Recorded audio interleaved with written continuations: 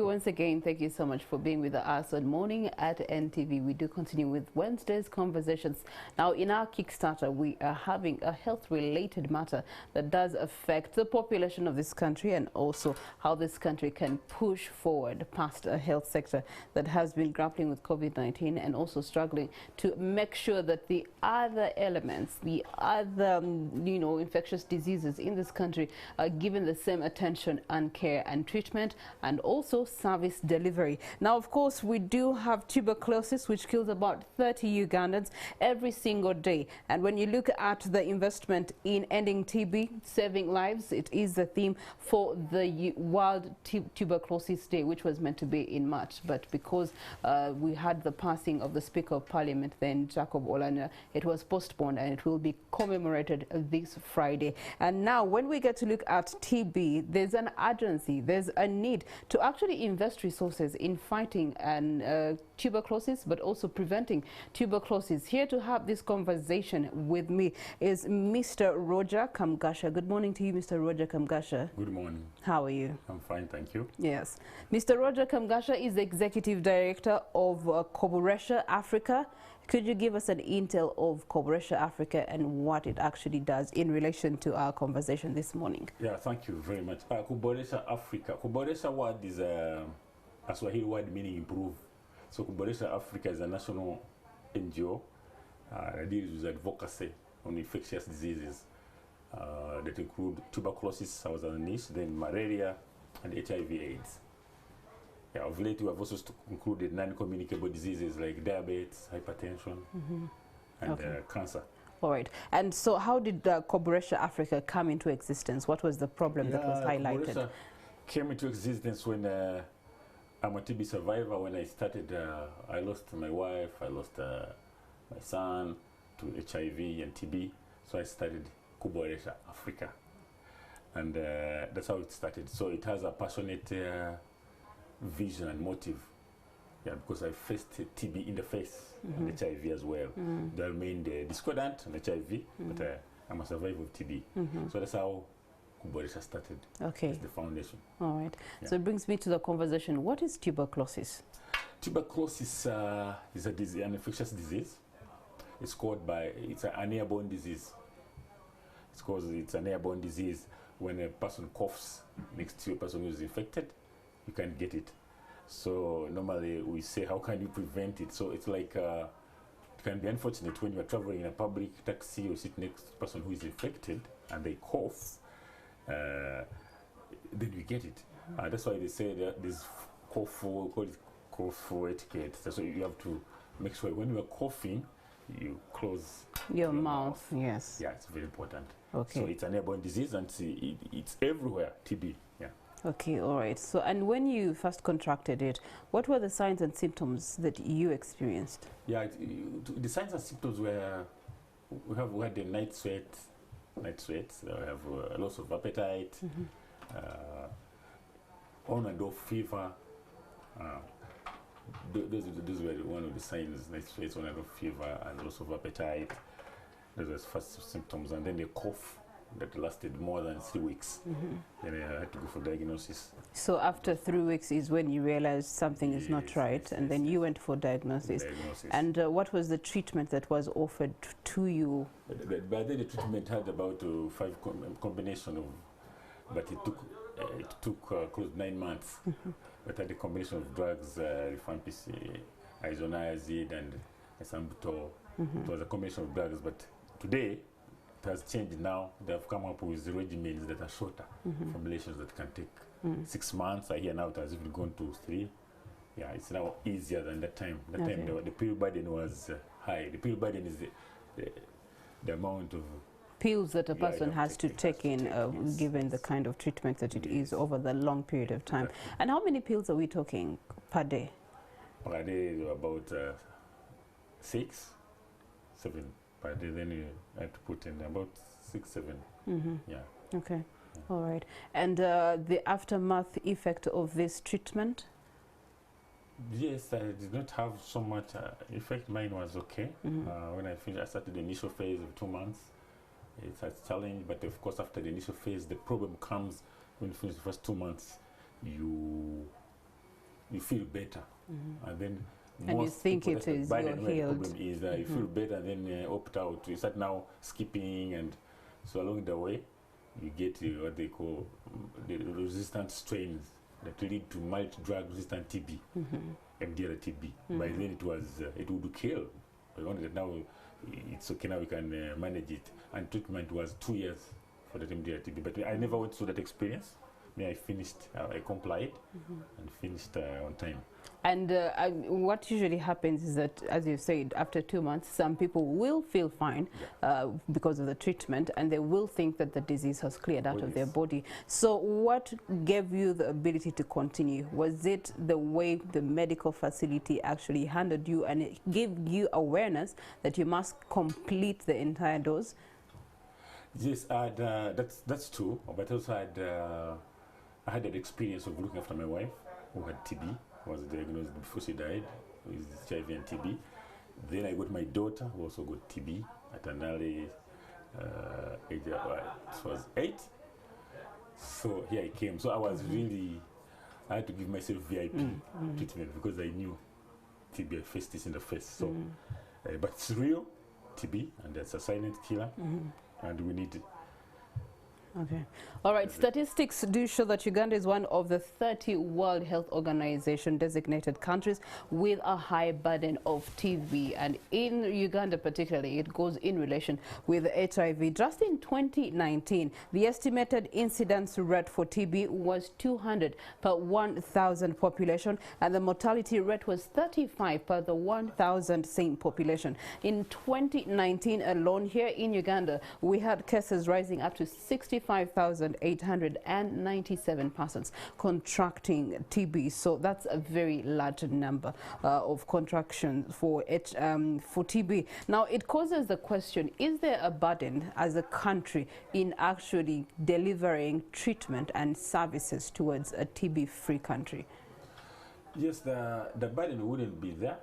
The burden is there, and it's informal. There's no burden in delivering services because TB treatment is free in all public facilities, and the burden, the problem is awareness. People are not aware.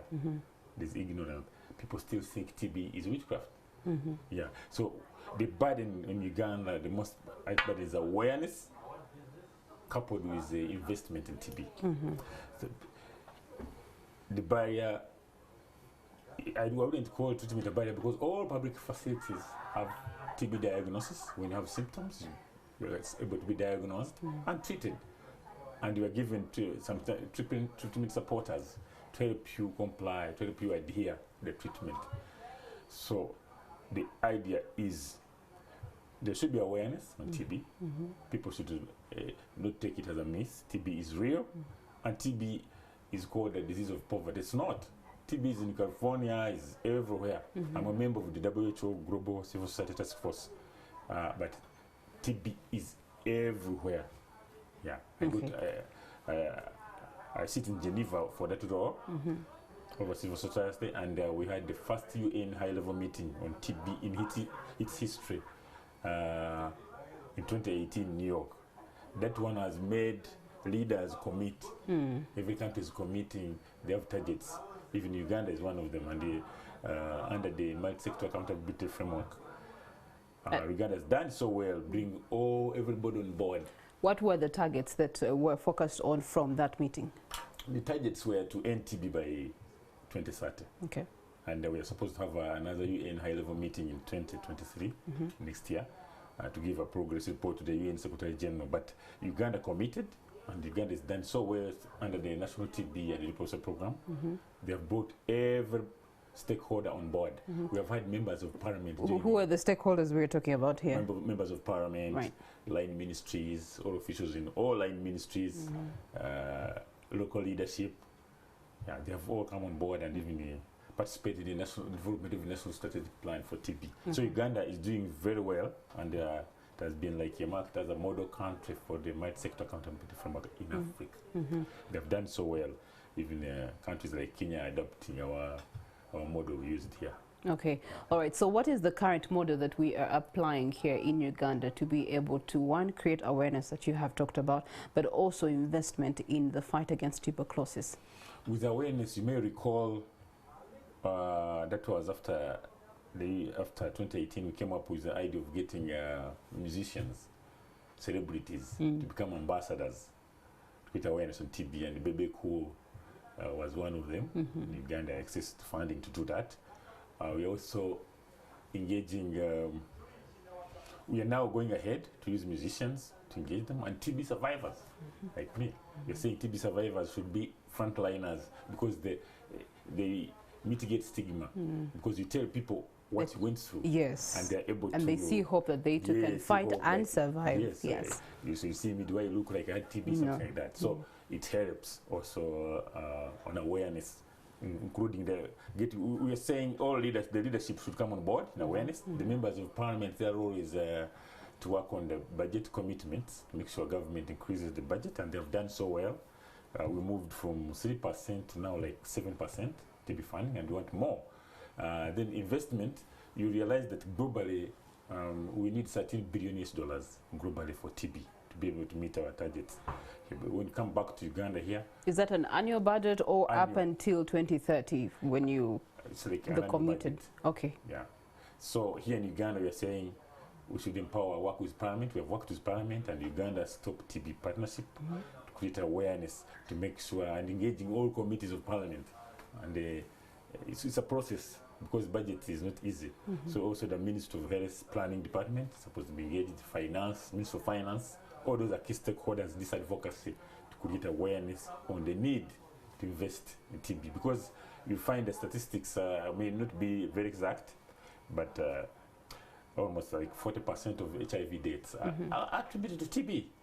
So the two are like, we call them, they impact on each other, we call them cousins. Yeah. So there's need not to leave out TB. When COVID-19 came, I said it was an opportunity to create double focus on both diseases because they attack lungs.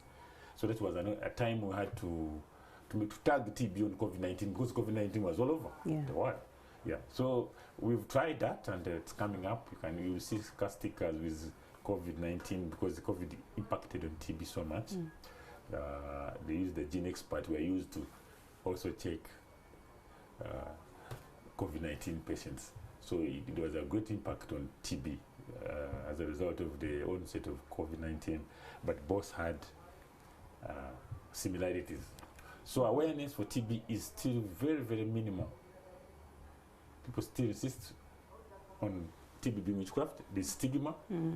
People don't go to public facilities because of stigma. They go to private facilities to pay for a service because of stigma. Yeah.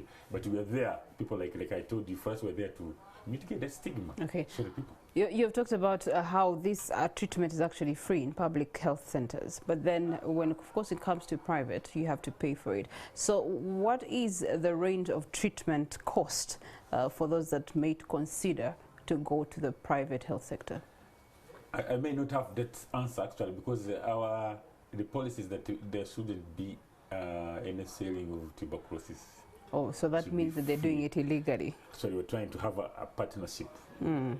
The Ministry of Health is having a national TB, is having a partnership with public mix, partnership with private providers to make sure to extend it as a free service? Maybe as a free service. Okay.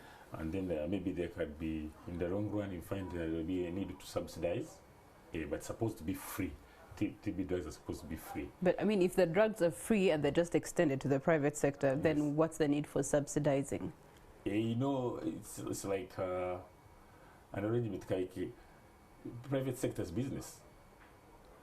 People are paying their rent, they're paying their cost. So, to me, I think subsidizing may come in the future. There should be a way they subsidize, because it's like Funirawa. Yes. Yeah. Okay. How do I? All right. Now, we did have an assessment that was conducted, and this assessment in treatment of tuberculosis here in Uganda actually highlighted 3 areas when it comes to quality of TB services. One of them, the structure of health facilities. The second was the service delivery process. Now, that's also very crucial. And the third highlight that came out of this research was the outcomes of the service delivery. So let's talk about this assessment and how it has been helpful in actually improving the quality of service delivery of tuberculosis, especially in the public health sector. Yes, that wouldn't be my question. That wouldn't be my question. Yeah. But what I know, Uganda has done so well. There's been improvement in the infrastructure. We have come up with digital technology. It has improved in the diagnosis treatment. We have come up with tools like for monitoring and evolution, for like One Impact tool for community-led monitoring, community-based monitoring. So there have been improvement in the infrastructure as well. We have had a number of gene experts. I wouldn't want to commit so much on this question because it was supposed to be for Dr. Simon Muchuru. Okay, all right. But I know so far, so good.